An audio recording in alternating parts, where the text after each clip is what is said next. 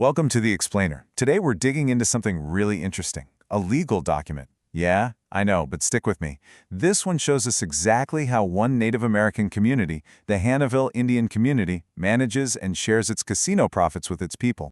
You've probably wondered about that, right? When you hear about tribal casinos, where does all that money actually go? Well, for sovereign nations, those revenues are a huge deal. They're a powerful economic engine. But how do they manage it? This ordinance we're looking at is basically the blueprint. It's kind of like a masterclass in how a community governs itself, handles its finances, and follows the law. All right, to make this super clear, we've chopped this thing up into 5 main parts. We'll start with the big picture plan, then we'll follow the money, figure out who actually gets a piece of the pie, check out some special situations, and wrap it up with the rules that hold it all together. So first things first, what's the point of this whole document? Well, it's all about setting up a single, crystal-clear legal foundation for handling those casino profits.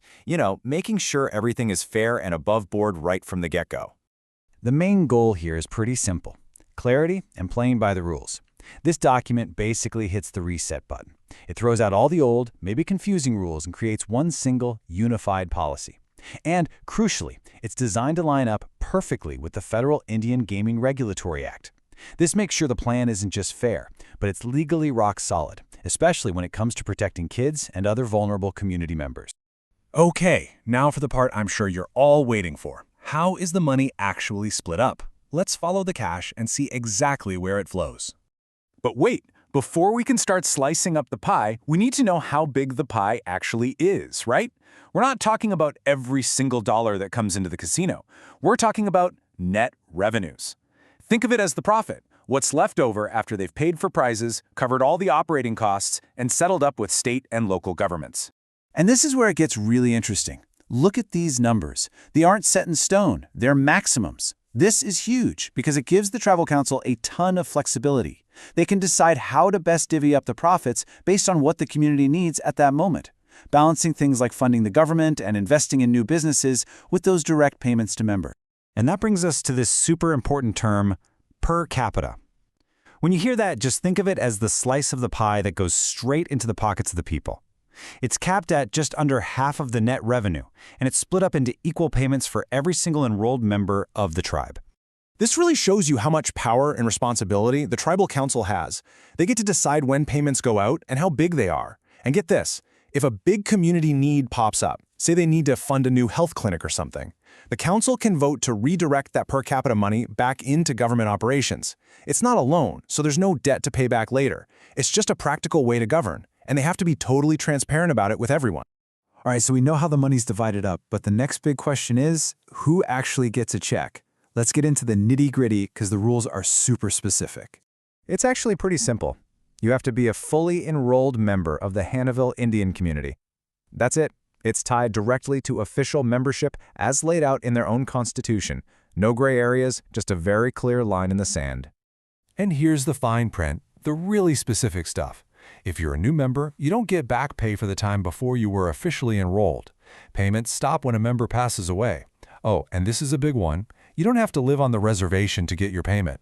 And finally, if your application is still being reviewed or appealed, you gotta wait until it's all finalized before you're eligible. Okay, but what about the special cases? Life is complicated. A good plan has to account for that. So let's see how this ordinance handles things like payments for kids or for members who owe money. This is where we see some really important protections, which are actually required by federal law. So for anyone under 18, their payments don't go to them directly. Instead, the money goes into what's called an irrevocable trust. Basically, it's a super secure account where the money is invested and can grow over time.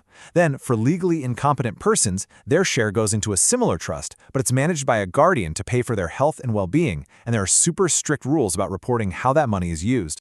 So, what happens if a member owes money, maybe to the tribe itself, or maybe for child support? This is where personal benefits meet community and family obligations, and yet the ordinance has a clear plan for that. The most important thing to understand here is the order of operations. The Tribal Council can absolutely withhold someone's payment to cover debts, but, and this is key, debts owed to the tribe get paid back first. After the tribe is made whole, then any remaining money that was withheld can go toward paying off court-ordered child support. And finally, the last piece of the puzzle. What gives this whole system its teeth? what makes these rules actually enforceable?